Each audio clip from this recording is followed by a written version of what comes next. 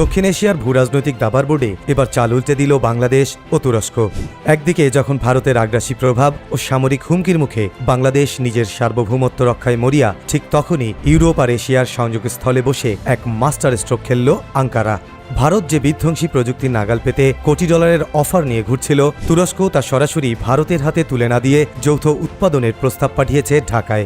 Asia ছাড়িয়ে ইউরোপের সামরিক শক্তির ব্যালেন্স কিভাবে বদলে দিচ্ছে বাংলাদেশের এই নতুন স্ট্র্যাটেজিক সমীকরণ, জানতে হলে আজকের ভিডিওটি শেষ পর্যন্ত দেখুন।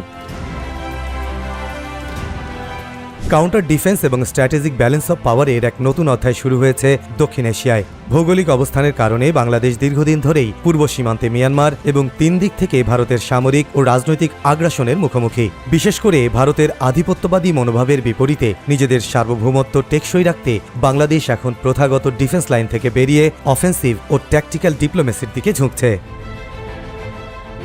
সমীকরণটি বুঝতে হলে আমাদের তাকাতে হবে একটু দূরে, যেখানে খেলা জমে গেছে এক বহুমাত্রিক ত্রিভুজ সম্পর্কের মাধ্যমে। একদিকে যখন ভারত তুরস্কের চিরশত্রু গ্রিসকে নিজেদের তৈরি অত্যাধুনিক ব্রাহ্মস সুপারসনিক ক্রুজ মিসাইল দেওয়ার জোরালো প্রস্তুতি নিচ্ছে, ঠিক তখনই আঙ্কারা ভারতের এই চালের কাউন্টার হিসেবে বেছে নিয়েছে ঢাকাকে। তুরস্ক বাংলাদেশে তাদের বিশ্ববিখ্যাত বায়ারাক্তার ড্রোনের যৌথ উৎপাদন কারখানা বা জয়েন্ট প্রোডাকশন ফ্যাসিলিটি তৈরির আনুষ্ঠানিক প্রস্তাব দিয়েছে।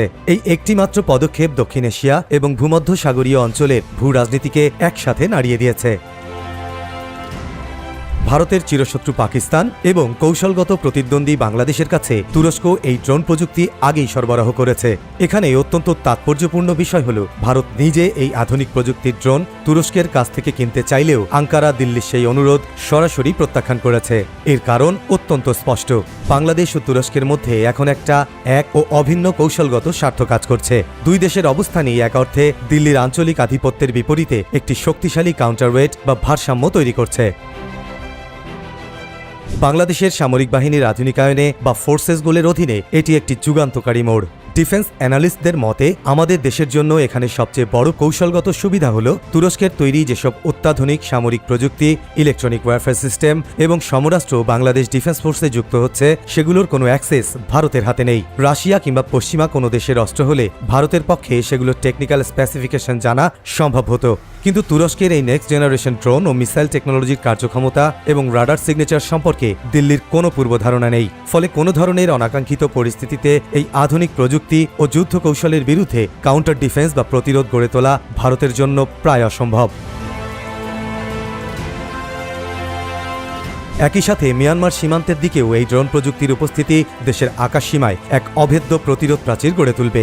এই পুরো দৃশ্যপট প্রমাণ করে বাংলাদেশ নিজের সামরিক সক্ষমতা বাড়াতে এখন আর কোনো একক শক্তির ওপর নির্ভরশীল নয়, বরং অত্যন্ত নিখুঁতভাবে সঠিক ও কৌশলগত অংশীদার বেছে নিচ্ছে।